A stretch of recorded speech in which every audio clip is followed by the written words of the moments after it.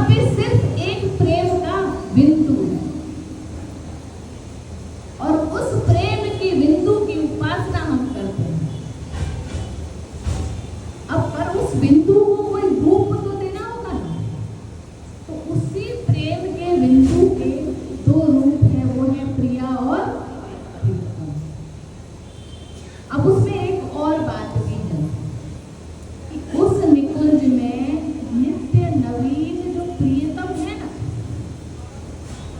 जिनके पीछे सारा ब्रह्मांड भाग रहा है, जिनके चरणों की पूजा सारा ब्रह्मांड कर रहा है, उस निकुंज में वो परमात्मा श्री कृष्ण हमारी लाडली जी के चरण दबा रहे हैं।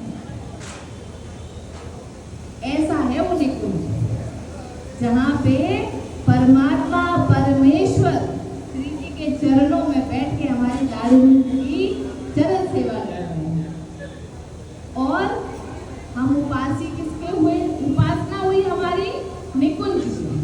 निकुंज में कौन है? एक प्रेम बिंदु, और उस प्रेम बिंदु के दो स्वरूप हैं, वो है हमारे प्रिया जी और प्रीतम।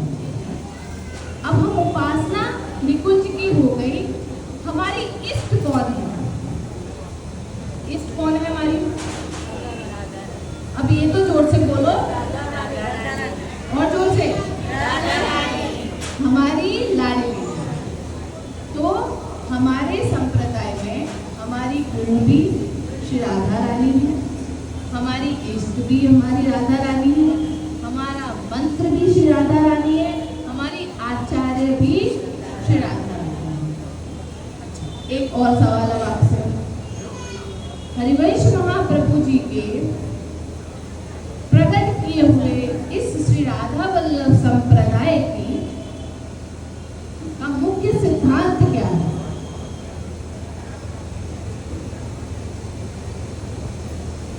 बताइए, कौन बताएगा?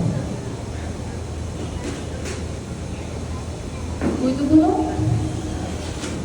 हरिवंश महाप्रभु द्वारा प्रकट श्री राधा वल्लभ संप्रदाय का मुख्य सिद्धांत क्या है? कोई तो बोलो, अभी इतनी देर से तो बोल रही हूँ। बोलो, जोर से बोलो। तो हरिवंश महाप्रभु जी का एक जो सिद्धांत है वो है हित की यहाँ उपासना, और हित के हैं हम हित विशेष साधक रहो चित्त हित की आस। हित जो है ना, हित, उसका अगर हम दूसरा शब्द या दूसरा अर्थ बोलेंगे तो वो प्रेम ही है, लेकिन प्रेम से भी ऊपर हित है। अब पूछो क्यों? तो हरिवंश महाप्रभु जी ने जो हमें सिद्धांत दिया है वो दिया है हित।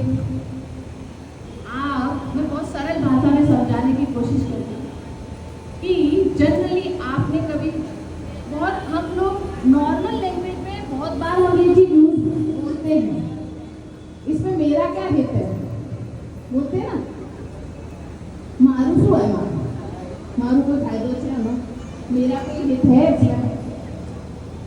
वो जो हित होता है ना, उस हित तत्व को जब हम समझेंगे तो उस हित तत्व को समझने के लिए हम सक्षम नहीं हैं। तो हरिवंश महाप्रभु जी ने उसको बोला कि आप प्रेम करो, लेकिन कैसा? सबको हित, निष्काम मत, सेल्फलेस लव, सेल्फिश लव नहीं कि आपने मुझे ये दिया तो मैं आपको ये दे रहा हूँ। रिटर्न गिफ्ट नहीं। बर्थडे में होता है ना, आप जाते हो एक गिफ्ट लेते हो, अगर रिटर्न गिफ्ट नहीं मिला तो घर आके क्या बोलोगे? अच्छा केवी पार्टी હતી, रिटर्न गिफ्ट ना आप्યું, એવું बोलो ना। तो प्रेम ऐसा होना चाहिए जैसी मेरी प्यारी जू ने मेरे प्रीतम को किया। कैसा प्रेम किया है पता है आपको? कोई कर सकता है क्या? आप बोलते हो, सब बोलते हैं अरे ये ठाकुर जी कैसे हैं, राधा जी के पीछे पीछे घूम रहे हैं,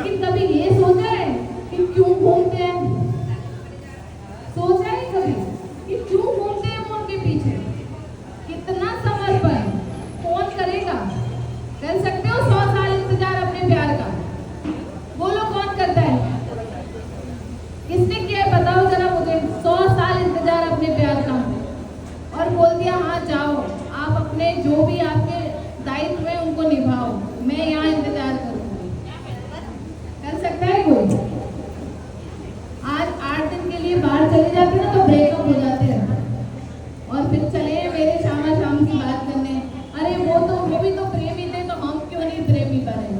अरे उनका जैसा प्रेम पहले समझो तो सही, उनके प्रेम तक पहुंच सकेंगे?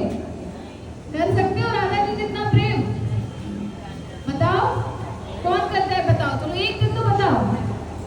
अरे राधा जी जितना प्रेम श्री कृष्ण से करती है ना, इसीलिए वो उनके पीछे पीछे घूमते हैं। बाकी श्री कृष्ण कोई के हाथ आ रहे ऐसा लगे, वो कोई के हाथ ना आया। श्री कृष्ण किसी के हाथ नहीं आ सकते हैं, उनको पाना बहुत टेढ़ी खीर है। वो त्रिवर्णी है वैसे भी। अब आप जो समझो जो तीन तरह से टेढ़े हैं उनको कौन समझ सकते? तो राधा रानी के पीछे वो इसलिए घूमते हैं क्योंकि उन्होंने अपना सब कुछ उनको समर्पित कर दिया। अपने अस्तित्व, उनका खुद का कोई अस्तित्व ही नहीं है। जब हम अपने अस्तित्व को खत्म करके अपने आप को प्रभु को समर्पित करते हैं ना, तब वो आपके आगे पीछे घूमेंगे।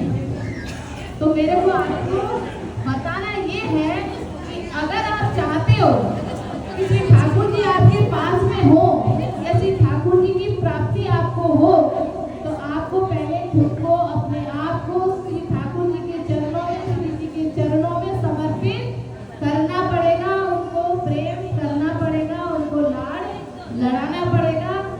तब कहीं श्री जी ठाकुर जी से कहेंगी कि ना ना ये तो मेरा प्यारा बालक है, जाए आप अपना।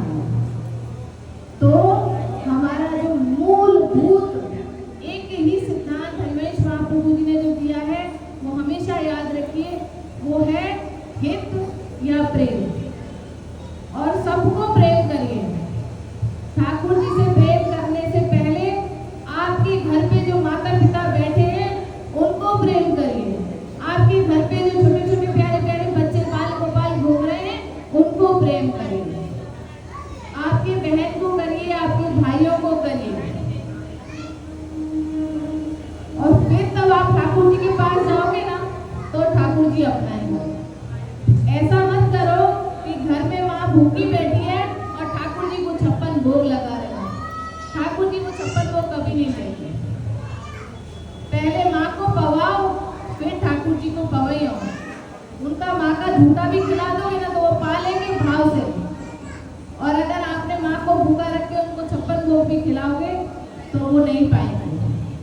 इसलिए अगर आप इतने सुंदर संप्रदाय में हो जहाँ पे प्रेम की उपासना होती है, तो मैं आपसे आज के दिन में बस यही कहना चाहती हूँ कि बस प्रेम, हर एक व्यक्ति हर एक जीव से प्रेम करो और खूब लाड़ लड़ाओ अपनी लाडली जी को। और उनसे आज के दिन हम सब मिलकर यही प्रार्थना करते हैं कि हे प्यारी जी, हमें अपने चरणों में थोड़ी सी जगह दे दियो, थोड़ी सी कृपा कर दियो, चाहे अगले जन्म में जो बनाना हो बने हो। वैसे एक बात और बोल दूं कि बीइंग अ ब्रजवासी, जो अभी बात चल रही थी व्रत के फल की, हम तो सही बताएं, अगर मेरे से कोई पूछे ना तो हमें तो कोई फल चाहिए ही ना, हमें तो कोई फल चाहिए ही ना, हमें तो बस श्री जी चाहिए।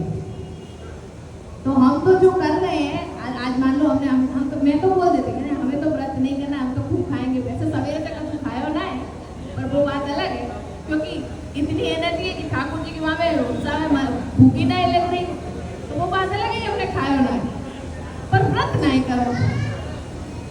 और सिर्फ पंचामृत के अलावा कछु लियो भी ना है। पंचामृत जो सुबह आप सबको दिया था उसके अलावा कुछ लिया भी नहीं है, पर व्रत नहीं करो, वो भी कैसे? क्योंकि हमें और कोई फल की प्राप्ति की आशा ही नहीं, हमें सिर्फ हमारी श्री जी चाहिए। और ब्रजवासी की एक और बात बताओ, हम तो मुक्ति भी नहीं मांगे, हमें तो मुक्ति भी नहीं चाहिए। हम तो कहें मुक्ति तो हमारे यहाँ पे पानी भरे, हमें नहीं चाहिए मुक्ति। हमें क्या चाहिए? पेड़ बना, पत्ता बना, चाहे पशु बनाओ, पक्षी बनाओ, रज बनाओ, कण बनाओ, जो बनाना है बना दो, बस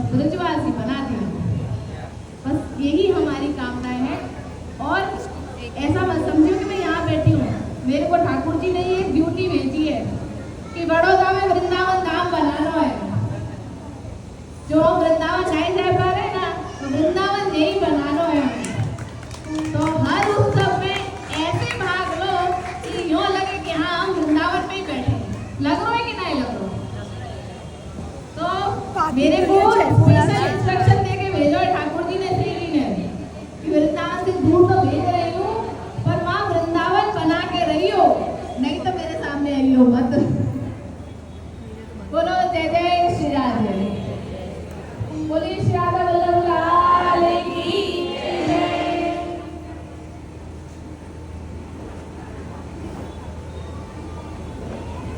आप सबसे मेरे परम पूज्य गुरु महाराज देवेंद्र जी महाराज के लिए आज उन्हीं के आशीर्वाद से